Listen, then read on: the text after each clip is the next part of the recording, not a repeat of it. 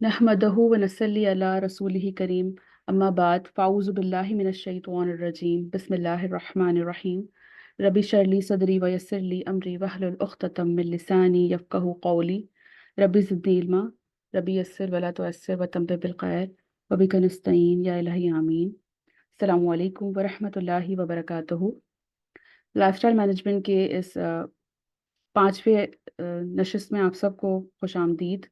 अल्हम्दुलिल्लाह रब्बिल आलमीन, अल्लाह ताला ने हमें फिर से मौका दिया, हम यहाँ जमा हुए, अपनी ज़िंदगी को बेहतर बनाने की कोशिश में, काविश में हम लगे हुए हैं और अल्लाह ताला से हमारी दुआ है कि अल्लाह ताला हमारी ज़रूर मदद करेगा इंशाअल्लाह। और आप सबको बहुत-बहुत मुबारक हो कि आप लोग इसके लिए जद्दोजहद कर रहे हैं। और साथ ही साथ मैं उन लोगों के लिए भी जो है वो दुआए खैर करना चाहूँगी, जिन लोगों ने आपके दिलों में जो ईमान का बीज बोया, जिन लोगों ने आपके को दीन की तरफ राग़िब किया, जिनकी वजह से आप आज यहाँ मौजूद हैं। वो आपके पेरेंट्स हो सकते हैं, वो आपके उस्ताद हो सकते हैं, वो आपके इर्द-गिर्द के लोग, जिन लोगों ने आपको दीन से जोड़ा, जिनकी वजह से आज आपके दिलों में जो है ईमान तरोताज़ा है और आप जो है वो अपनी ज़िंदगियों को ईमान की रोशनी में बेहतर तरीके से लेकर चलना चाहते हैं। अल्लाह ताला उन सब को भी जो है वो इसका सदका जारी अता फ़रमाए। आमीन सुम्मा आमीन। और बेहतरीन अजर दे, दुनिया में भी और आखिरत में भी।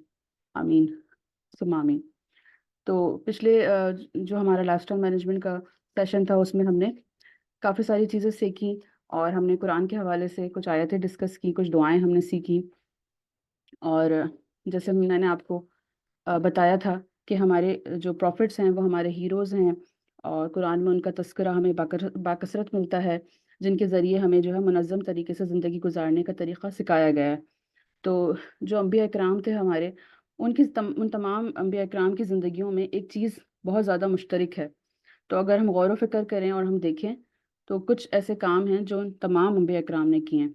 तो आप में से मुझे कौन बताना चाहेगा कि एक ऐसी चीज़ जो तमाम अंबिया इकराम के अंदर मुश्तरक है और अल्लाह ताला ने वो काम तमाम अंबिया इकराम से करवाया ताकि उनकी बेहतरीन ट्रेनिंग हो सके, तरबियत हो सके और वो उनका प्रोफ़ेशन रहा इनिशियली? बकरियां चराना। जी, जी, बिल्कुल। जी, माशाअल्लाह। ज़बरदस्त, आपने बिल्कुल सही बताया।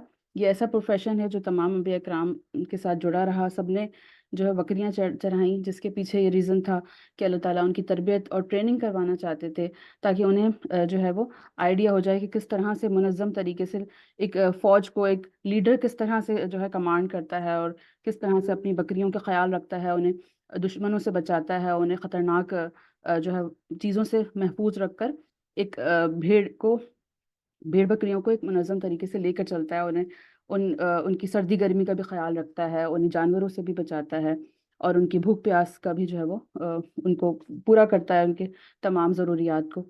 तो ये बहुत जो है ज़रूरी था और तमाम पैगंबरों ने जो है इनिशियली बहुत स्ट्रगल की और बहुत जद्दोजहद के बाद अल्लाह ताला ने उनकी जो ट्रेनिंग की, तो फिर वो आगे जाके तमाम नस्ल इंसानी के लिए मशाल राह बने। तो दुनिया में हम आज भी ऐसी मिसालें देखते हैं, जो लोग ज़्यादा जद्दोजहद नहीं करते, जो ज़्यादा गौर व फ़िक्र नहीं करते, वो ज़्यादा सीख नहीं पाते और वो उनके लिए कामयाबी का रास्ता जो है वो मुश्किल होता जाता है।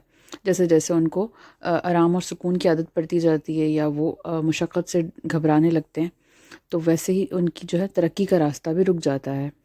उनकी ज़िंदगी में नहीं रही या कभी उन्होंने कोई ऐसी चीज़ एक्सपीरियंस ही नहीं की। जबकि हम जब सीरा पढ़ते हैं, जब हम नबी करीम सल्लल्लाहु अलैहि वसल्लम की पूरी ज़िंदगी का मुताला करते हैं, तो हमें पता चलता है कि शुरू से आखिर तक सिर्फ़ स्ट्रगल थी और जो है उसके बाद ही अल्लाह ताला ने उनको इतना बड़ा मुक़ाम महमूद देने का वादा किया है। तो ये स्ट्रगल चलती रहती है। जिस तो जैसे-जैसे इंसान जद्दोजहद के मराहिल तय करता जाता है, उसके लिए तरक्की की राहें जो हैं वो आसान होती जाती हैं। और तमाम अंबिया इकराम में और भी कई बातें मुश्तरक थी, जैसे कि बहादुरी और शुजाअत और जो है मुशक्क़त करना, ईमानदारी और जैसे कि हमारे नबी करीम सल्लल्लाहु अलैहि वसल्लम भी जो है वो जो है अहले मक्का में मशहूर थे कि सादिक़ और अमीन हैं। तो सादिक़ और अमीन होने के लिए भी आपको सच्चा होने के लिए बहुत बहादुर होना पड़ता है। कोई जो है डरपोक सादिक़ और अमीन होने के लिए इंसान को बहुत बहादुर होना पड़ता है और कोई भी डरपोक और कमज़ोर इंसान जो है वो हक़ और सच की बात दलेरी के साथ नहीं कर सकता। रहता है, हक़ पे डटा रहता है। तो हक़ की डेफ़िनेशन कौन बताना चाहेगा यहाँ पर कि हक़ क्या होता है? हक़ का मतलब होता है कि किसी चीज़ को उसकी जायज़ मुकाम पे रखना। سچ بتانا، مطلب جو بھی چیز حق ہے، جو بھی سچ ہے، جو بھی چیز اس کی جگہ ہے، جائے مقام ہے، اسی کو جو ہے بیان کرنا، اس سے پیچھے نہ ہٹنا۔ تو ہر شخص جو ہے ہمارے ہم ہر شخص اپنی ایک رائی ہے، جیسے کہ نبی کریم صلی اللہ علیہ وآلہ وسلم کی حدیث کا مفہوم ہے کہ تم میں سے ہر شخص جو ہے وہ رائی ہے، اور ہر شخص کو اپنی رائیت کے بارے میں جواب دہی جو ہے اسے ڈرنا چاہیے، اور اس کا احساس کرنا چاہیے ہم سب کو، اور اس کے لیے ہمیں جو ہے کوششیں کرنی چاہیے۔ تو دنیا کا بہترین کام انبیاء اکرام سے لیا گیا۔ اور بہترین زندگی گزارنے کا طریقہ بھی یہی تھا کہ انہیں جو ہے وہ مشقت کے ذریعے، اور انہیں تقریباً ڈفرینٹ جگہوں کے ڈفرینٹ اسٹیجز سے گزار کے اللہ تعالیٰ نے جو ہے وہ، جیسے کسی چیز کو ہم اپنی سے چھان چھان کے اور اسے بالکل ہم پاک صاف کر دیتے ہیں، اور پھر وہ ایک دم پیور ہو جاتی ہے، پیوریفائی ہو جاتی ہے۔ اسی طرح انسان کی زندگی میں بھی جو لوگ زیادہ اسٹرگل کرتے ہیں، زیادہ مراحل سے گزرے ہوئے ہوتے ہیں، دھیان دینا پڑتا ہے، جن میں ان کو جو ہے وہ زیادہ غور و فکر اور زیادہ مشقت اٹھانی پڑتی ہے، تو وہ انسان جو ہے وہ زیادہ اسٹرانگ ہو جاتے ہیں، زیادہ مینٹلی فزیکلی نکھر جاتے ہیں، اور ان کی شخصیت جو ہے وہ بہترین سے بہترین تر ہوتی چلی جاتی ہے۔ ایز کمپیئر ٹو وہ لوگ جو آرام والی عیش و عشرت والی زندگی گزارتے ہیں، ان کے اندر جستجو اور وہ اسٹرگل اور سیکھنے کا جذبہ جو ہوتا ہے کم ہوتا ہے۔ اسی طرح ہم اگر بچوں کو دیکھیں تو آج کل کے بچوں کو ہم نے بگاڑ دیا ہے، اتنی زیادہ ہم ان کی فرمائشیں پوری کرتے ہیں، اتنی زیادہ لاڈ اٹھاتے ہیں، اگر ایک کھانا ان کو پسند نہیں آتا تو ہم 10 کھانے ان کے سامنے رکھ دیتے ہیں، ان کو آپشنز دیتے ہیں، جس کی وجہ سے جو ہے وہ بچے بھی جو ہیں وہ بگڑ جاتے ہیں، اور ان کی کہہ کے ہم نے ان کی عادت بگاڑ دی ہوتی ہے کہ یہ نہیں تو وہ نہیں، تو ان کو اتنے ہم نے لاڈ دیے ہوئے ہوتے ہیں، تو اتنے پیمپرنگ بھی جو ہے وہ کبھی کبھی انسان کے لیے بہت زیادہ نقصان دہ ہو جاتی ہے، تو زیادہ پیمپرنگ بھی نہیں کرنی چاہیے۔ اسی طرح انبیاء کرام کا سلسلہ ہم دیکھتے ہیں کہ اب رک گیا ہے، تو اس رکنے کے پیچھے بھی ایک ریزن ہے، ایک وجہ ہے کہ اب ایک یہ سلسلہ جو چلا آ رہا تھا، اور تقریباً اللہ تعالیٰ نے 1,24,000 پیغمبر بھیجے، لیکن وہ سلسلہ اب منقطع ہو گیا، تو اس کے پیچھے کیا ریزن ہے؟ ایک کوئی وجہ ہے کہ اللہ تعالیٰ نے اس کو روک دیا؟ تو اس کے حوالے سے ہمیں قرآن میں ایک آیت بھی ملتی ہے، کون بتانا؟ کہ تم امت وسط ہو، مطلب درمیانی امت جی ماشاء اللہ، زبردست۔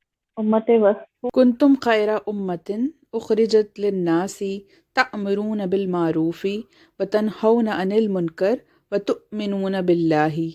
نے بتا دیا ہمیں کہ تم بہترین امت ہو، جو سب لوگوں کی رہنمائی کے لیے اللہ تعالیٰ نے جن کو بھیجا ہے، بھلائی کا حکم دو، برائی سے منع کرو، اور اللہ پر ایمان رکھتے رہو۔ تو یہ اللہ تعالیٰ نے ہم پہ ذمہ داری ڈال دی ہے۔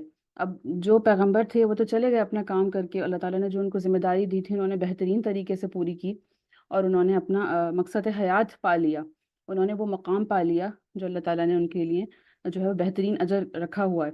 اب ہماری ذمہ داری ہے کہ ہم اپنا فرض ادا کریں، ہم اپنا تو ہم بھی زندگی کو اس طرز پہ گزاریں تاکہ اللہ تعالیٰ نے جو مومنوں سے وعدہ کیا ہے وہ مقام ہم بھی حاصل کر سکیں انشاءاللہ عز و جل۔ ہم پہ ڈپینڈ کرتا ہے کہ ہم اس کے لیے کوشش کرتے ہیں یا نہیں کرتے ہیں۔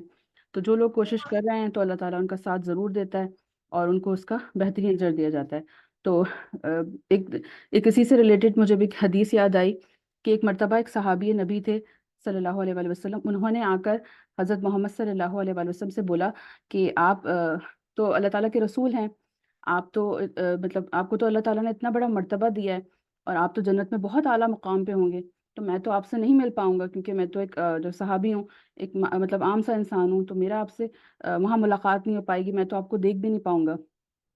تو نبی کریم صلی اللہ علیہ وسلم مسکرائے، اور مسکرا کر ان صحابی کی طرف دیکھا اور فرمایا کہ جو شخص جس سے محبت کرتا ہے وہ اس کے ساتھ ہوگا۔ تو جو ہے اگر ہم بھی اگر محمد صلی اللہ علیہ وسلم سے محبت کرتے ہیں، ان کے نقش قدم پہ چلتے ہیں، سنت کو اپناتے ہیں، قرآن پہ عمل کرتے ہیں، تو یقیناً ہم بھی یہ موقع جو ہے وہ حاصل کر سکتے ہیں، لیکن اس کے لیے ہمیں پھر اسٹرگل بھی کرنی پڑے گی۔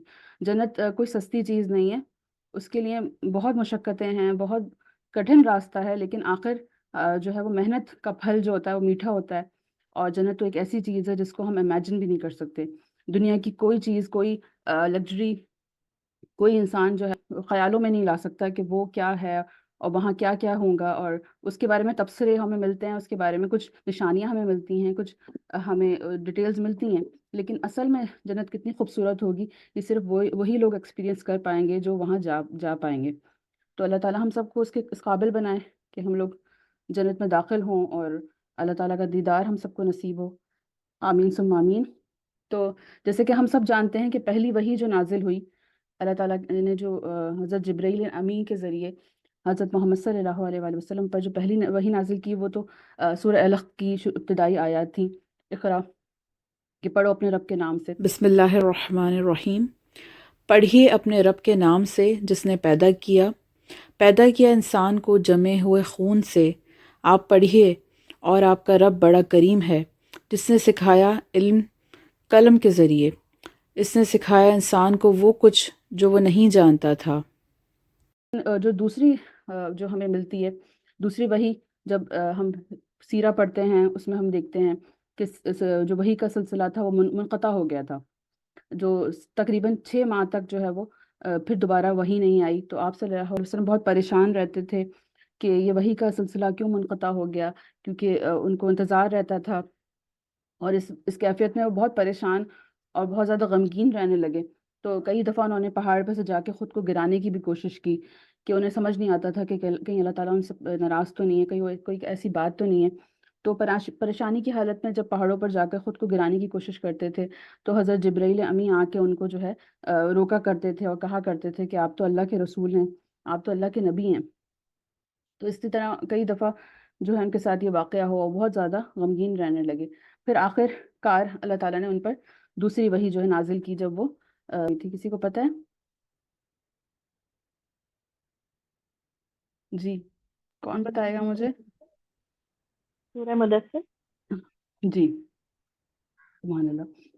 تو اللہ تعالیٰ نے جو ہے دوسری وحی نازل کی، سورہ مدثر کی ابتدائی آیات جو ہیں 1 سے لے کے 7 تک اللہ تعالیٰ نے پھر نازل فرمائی، جس میں یا ایھا المدثر کے بارے میں، کہ اے چادر لپیٹنے والے، اٹھ کر خبردار کرو اور اپنے رب کی پھر بڑائی بیان کرو، اور اپنے کپڑے پاک رکھو اور گندگی سے تو الگ ہی رہو، اور نہ کرو احسان زیادہ لینے کی غرض سے، اور اپنے رب کی خاطر صبر کرتے رہو۔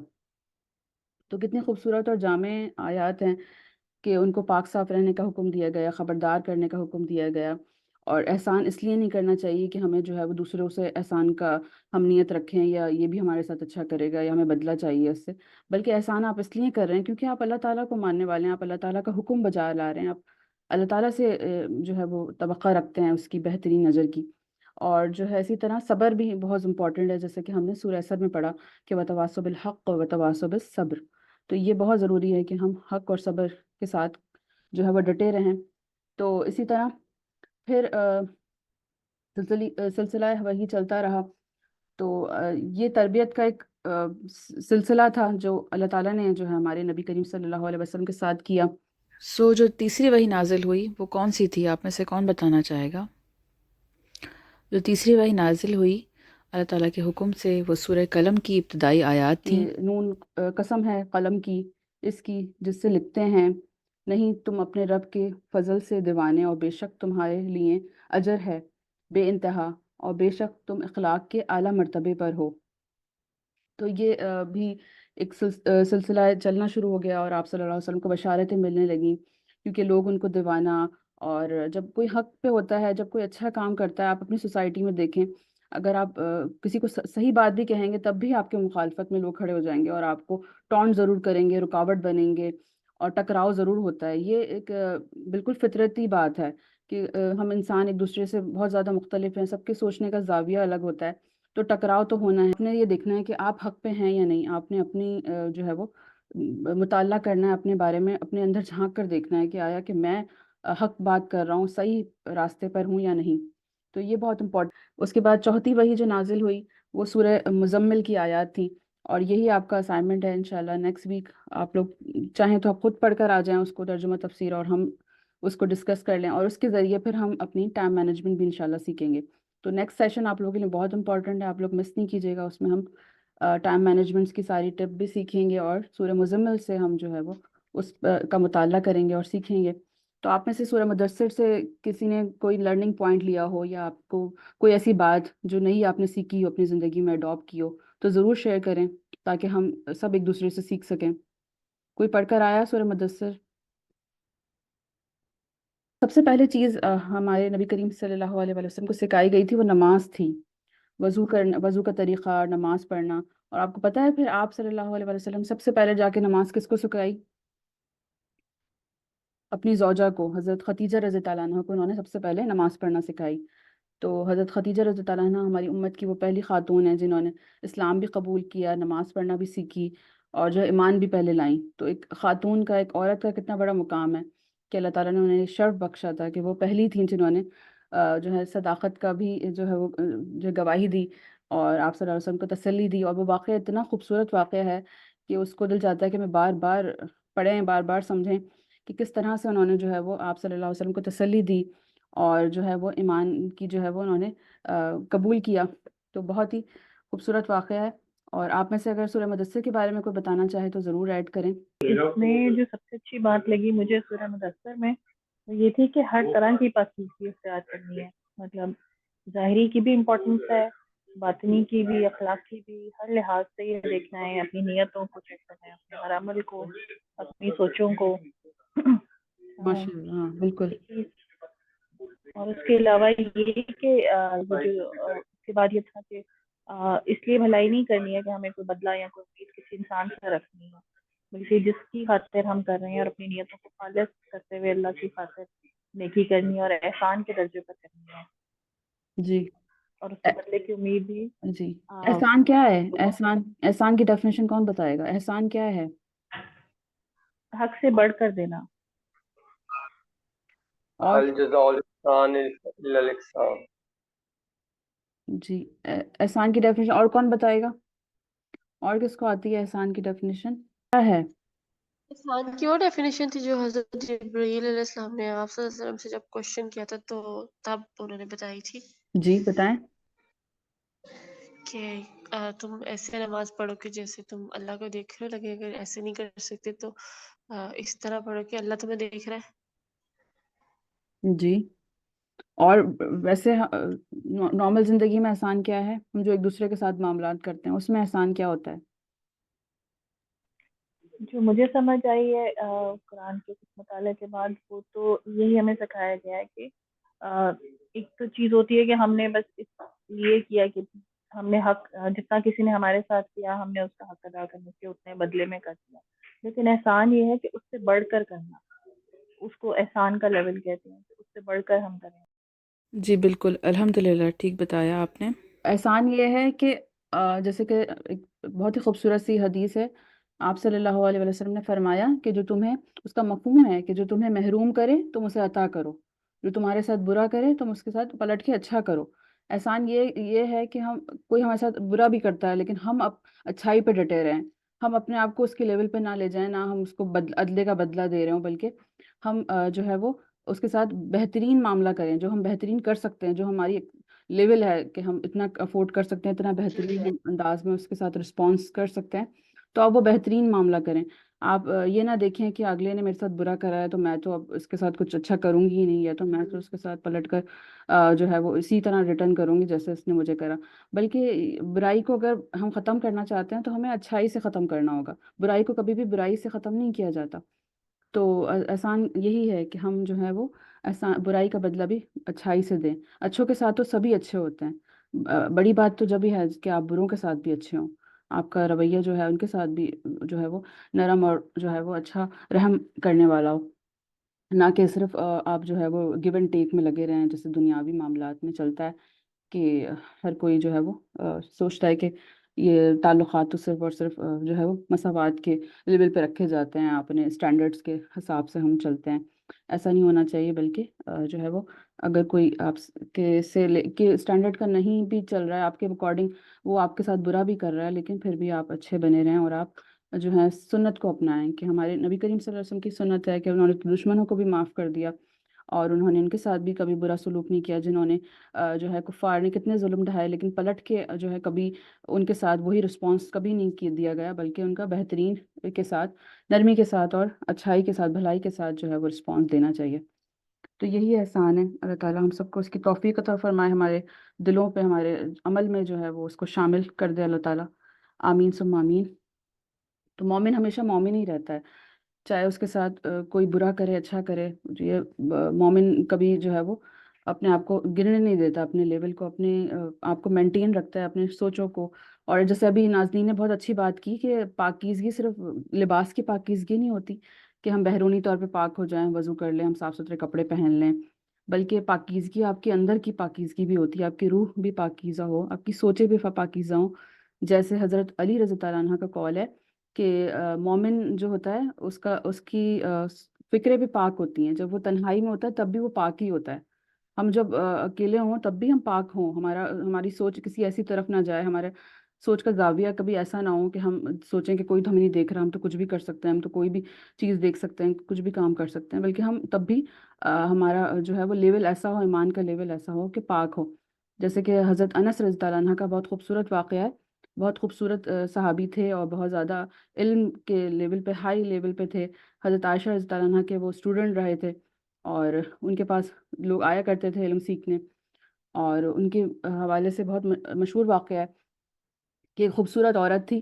اس نے کہیں سے سنا کہ حضرت انس رضی اللہ تعالیٰ عنہ بہت ہی پرکشش شخصیت کے مالک ہیں، حسین و جمیل ہیں اور عبادت گزار ہیں اور علم و حکمت رکھتے ہیں، اور لوگ ان سے جو ہے وہ بہت متاثر ہوتے ہیں. میں نے کہا میں ان کو چیلنج کروں گی اور میں ان کا دین جو ہے وہ ان کو اپنے دین سے پھیر دوں گی. تو اس نے جب ان کو جا کر دیکھا تو وہ بھی جو ہے وہ ان سے متاثر ہو بغیر نہ رہ سکی، اور وہ ان کے پاس جو ہے وہ جایا کرتی تھی، اور اس نے کئی بار کوشش کی کہ وہ جو ہے وہ ان کو متاثر کر سکے، لیکن وہ کبھی بھی اس کے حسن سے متاثر نہیں ہوئے، یہاں تک کہ جو ہے وہ اپنی کوششیں میں ناکام رہی. کہ آخر کار وہ جو عورت تھی وہ ایمان لے آئی. اس نے جب دیکھا کہ یہ اس شخص نے تو کبھی نظر اٹھا کر بھی نہیں دیکھا، حالانکہ وہ اتنی خوبصورت تھی اور وہ جب بازار سے گزرا کرتی تھی اس کے پیچھے لوگوں کی لائن لگ جاتی تھی. لیکن جب اس نے اتنے، آپ کا ایمان کا لیول ایسا ہو کہ لوگ آپ کو دیکھ کر ایمان لے آئیں، آپ کو دیکھ کر شیطان جو ہے راستہ بدل لے، آپ کو دیکھ کر برے لوگ بھی اچھائی کی طرف راغب ہو جائیں. اور جیسے کہ ہمارے پیارے نبی کریم صلی اللہ علیہ وسلم کی حدیث ہے کہ تم میں سے بہترین انسان وہ ہے جس کو دیکھ کے خدا یاد آ جائے، جس کو دیکھ کے اللہ یاد آ جائے. تو ایسا بننا ہے ہمیں کہ ہمیں دیکھ کے اللہ یاد آ جائے، بلکہ ہمیں جو ہے وہ لوگوں کو دین کی طرف اسی طرح ہم راغب کر سکتے ہیں کہ ہمارا کردار بھی پاک ہو، ہماری سوچ بھی پاک ہو، ہمارے عمل بھی پاک ہو. تو اللہ تعالیٰ ہمیں اس کی توفیق دے. آمین ثم آمین.